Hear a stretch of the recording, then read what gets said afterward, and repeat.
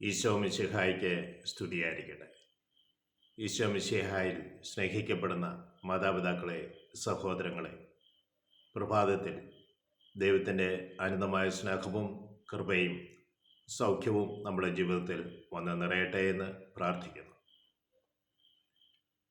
മാലാഖന്മാരുടെ കീർത്തനത്തിലൂടെ രണ്ട് കാര്യങ്ങളാണ് പ്രധാനമായും പറഞ്ഞു വച്ചത്.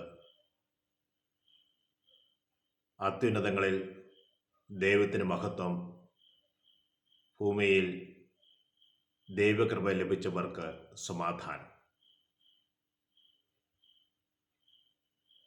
ഈ കീർത്തനം സഭ എക്കാലവും നെഞ്ചിലേറ്റുകയാണ്. ഇത് മനുഷ്യബുദ്ധിയിൽ നിന്ന് പ്രചോദനം ഉൾക്കൊണ്ടതല്ല, ദൈവത്തിൻ്റെ ദൂതൻ്റെ വാക്കുകളാണ്. നമ്മൾക്കറിയാം, ദൈവം ശിശുവായി ഭൂമിയിൽ അവതരിച്ചു. ഈ സത്യം എല്ലാ കാലവും സംരക്ഷിക്കുകയും പ്രചരിപ്പിക്കുകയും ചെയ്യുന്ന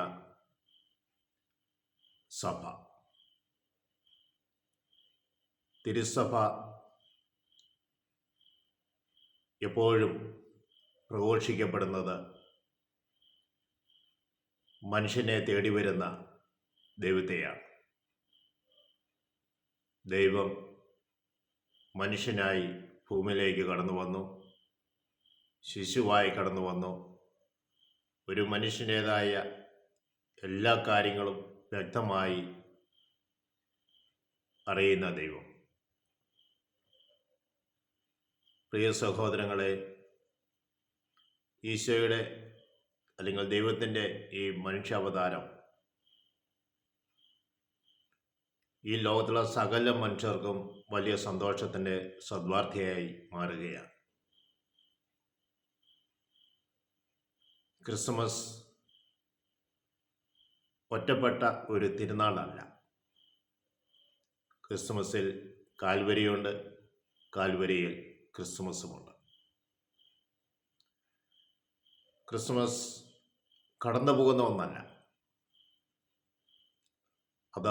അത് തുടരേണ്ടിയിരിക്കുന്ന ഒരു രഹസ്യമാണ്. മനസ്സിൽ നിന്ന് ഒരിക്കലും അത് മാഞ്ഞു പോവില്ല. ക്രിസ്മസിന് യഥാർത്ഥമായ സന്ദേശം ഉൾക്കൊള്ളണമെന്നുണ്ടെങ്കിൽ നമ്മുടെ ഏവരുടെയും ഹൃദയം വിശദീകരിക്കപ്പെടണം. പ്രിയ സഹോദരങ്ങളെ, മറിയത്തിൻ്റെ സ്തോത്രഗീതവും എലിസബത്തിൻ്റെ സ്തുതിഗീതവും സക്രിയായുടെ പ്രവചനഗീതവും മാലാഖന്മാരുടെ കീർത്തനങ്ങളും ഇവയെല്ലാം ഈശോയുടെ ദൈവം മനുഷ്യനായി പിറക്കുന്നതിലേക്കുള്ള സന്ദേശങ്ങളാണ്. അവയെല്ലാം നമ്മുടെ കൺമുമ്പിൽ എപ്പോഴും ഉണ്ടായിരിക്കട്ടെ. നമ്മുടെ ഹൃദയത്തിൽ അത് നമുക്ക് ഏറ്റെടുക്കാം. മറിയം ശിശുവിനെ പ്രസവിക്കുന്നത്, ആദ്യമേ ശിശുവിനെ സ്വീകരിച്ചത് ഹൃദയത്തിലാണ്. പിന്നീടാണ് ഉദരത്തിൽ ശിശു ജനിക്കപ്പെടുക. ദൈവിക സന്ദേശങ്ങളെല്ലാം നമ്മുടെ ഹൃദയത്തിൽ സ്വീകരിച്ചുകൊണ്ട് ഫലം പുറപ്പെടുവിക്കുവാൻ നമുക്ക് തീരുമാനമെടുക്കാം. ജോൺ പോൾ രണ്ടാമൻ മാർപ്പാപ്പയുടെ പ്രശസ്തമായ വാക്കുകൾ ഇപ്രകാരമാണ്: ദൈവത്തിൻ്റെ സ്നേഹവും കരുണയും മനുഷ്യർക്ക് വെളിപ്പെട്ട് കിട്ടിയത് ക്രിസ്തു അല്ലെങ്കിൽ ഈശോ മിശിഹ എന്ന നാമത്തിലൂടെയും രൂപത്തിലൂടെയുമാണ്.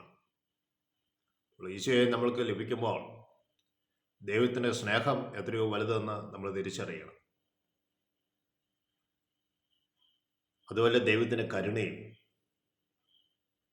പാവത്തിലായിരിക്കുന്ന നമ്മളേവരെയും ഉപേക്ഷിക്കുകയല്ല ചെയ്യുന്നത്. പാപിയെ തേടി വരുന്ന ഒരു ദൈവമുണ്ട്. ആ ദൈവം ഭൂമിയിൽ അവതരിച്ചതിൻ്റെ ഓർമ്മയാണ്, ഭൂമിയിൽ പിറക്കുന്നതിൻ്റെ ഓർമ്മയാണല്ലോ ക്രിസ്മസ്. സ്നേഹമുള്ളവരെ, 4 കീർത്തനങ്ങളെക്കുറിച്ച് സൂചിപ്പിക്കുകയുണ്ടായി. ഈ കീർത്തനങ്ങൾ നമ്മുടെ ഹൃദയത്തിൽ എപ്പോഴും നിറഞ്ഞു നിൽക്കട്ടെ. അതിനായി നമുക്ക് പ്രാർത്ഥിക്കാം. എന്നെ ശ്രമിച്ചുകൊണ്ടിരിക്കുന്ന എവരുടെ മേലും പരിശുദ്ധാത്മാവിൻ്റെ അഭിഷേകം ഒന്ന് നിറയട്ടെ എന്ന് പ്രാർത്ഥിക്കുന്നു. കേൾക്കുന്ന വചനഭാഗങ്ങൾ ബുദ്ധിയിൽ നിറഞ്ഞു നിൽക്കുവാനും ഹൃദയത്തിൽ സംശീകരിക്കുവാനും ജീവിതം കൊണ്ട് പ്രഘോഷിക്കുവാനും കൃപയും അനുഗ്രഹം കൊടുക്കുവാൻ ആശ്രയമാതാവേ ഞങ്ങൾക്കേവർക്കും വേണ്ടിയും പ്രത്യേകമായി മധ്യസ്ഥം വഹിക്കണമേ. പിതാവിൻ്റെയും പുത്രൻ്റെയും പരിശുദ്ധാത്മാവിൻ്റെയും നാമത്തിൽ സ്തുതി. Praise the Lord.